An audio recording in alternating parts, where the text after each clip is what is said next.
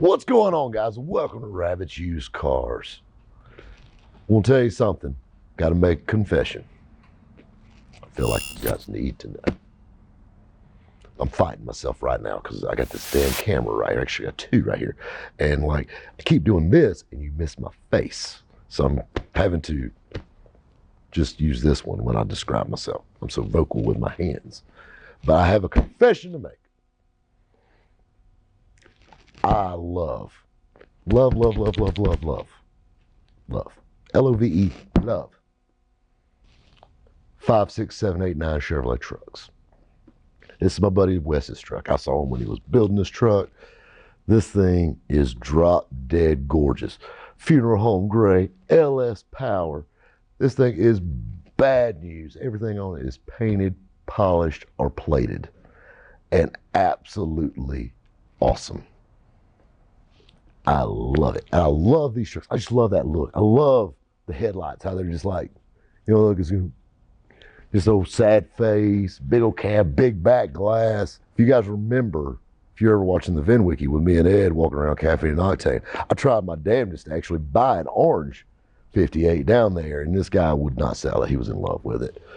This thing, I love these trucks. I mean, the 58 and 59s actually had 4 headlights, but basically the same truck other than that. But these things are so fun, and I think the biggest reason I like them so good, other than they're just freaking awesome, is a story behind them. I know it's crazy, me and a story. My grandfather, his very first hot rod drag vehicle was a 1958 Chevrolet truck. My Uncle Leroy bought it with a 6-cylinder in it. He painted it orange, straight axle, set up high, and the old 6 gave up the ghost, and my grandfather bought it from him. He put a little hot 327 in it, 4-speed, had a set of Hollywood mags on it, which kind of put you in my torque thrust a little bit, but these were like the real mags, like magnesium center mags. He drag raced it. My dad actually learned how to drive in that truck. Ever since I heard those stories about that truck, especially like that orange one, that just drew me in when I saw that, like it's meant to be, and then the man told me he wouldn't sell it to me. I've been drawn to these trucks. I have never owned one, ever. And I love them. I love these trucks though. And they're extremely popular, and I'm a bit of a truck snob. I'm a big back glass guy.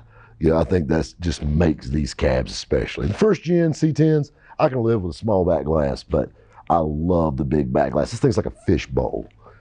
Love these things. I mean, so much style in these trucks. Another cool thing about these trucks too, this is right when trucks started getting real popular and a little more than utility. Just like Wes was telling the story, so naturally I've got a family connection with these trucks. I mean, he was going to Pee Wee football practice, riding in the back of this thing. This was his first vehicle. And then restoring it. I mean, that's what I love about this, is traditions. The truck's a byproduct. It's that connection to it. Even to this day, hell, I've never even owned one, but when I see one, I'm naturally drawn and brought to that story about that badass little 327 4-speed truck, bright orange, that your uncle had. My dad telling me stories about driving around in the backyard and cruising around in it. And I really, and I've said this a million times, but I really believe it, that at the end of the day, these are really kind of like keepers of the memories. You know what I'm saying? Everybody's got a soft spot, naturally, I grew up in the 90s, going to high school. And so naturally when I see a Fox body Mustang, it takes me back to, high school, and getting outrun by Camaros, and so I have that soft spot like a lot of guys my age do. And people that still have the Mustangs still get outrun by Camaros, but that's something you'll learn later on in life.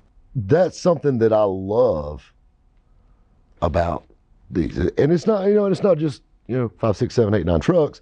It's Ford F1s and F100s, and it's Dodge trucks. I mean, everybody's got that one truck they remember, their grandpa drove or their dad drove, or they learned to drive in. Hell, douchebag Matt, he even likes pickup trucks. I mean, everybody likes trucks. Everybody's got a soft spot for trucks. And I think that's why they're so popular. It's so funny, you go through trends. in the car market. You know, I've been around this stuff a long time, and you know, sometimes it's Camaros and Mustangs, and sometimes it's muscle cars and Corvettes and Pro Touring and all that Pro Street and you know, Patina. The trucks, I think, especially us Southern boys, I think we kind of got a thing. Like they just always got a soft spot in your heart. I don't know. How could you not love this? It's like a prom queen. They could haul a load of gravel if she needed to. That's a working girl.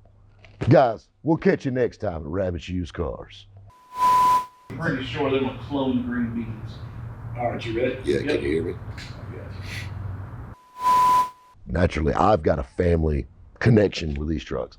This was your grandfather's truck, right? Indeed. Your dad's truck. I was milking it too. Well, I was like this. I was just going. milking the cows, making the gestures, the same inflection over and over. Squirt, squirt, squirt, squirt.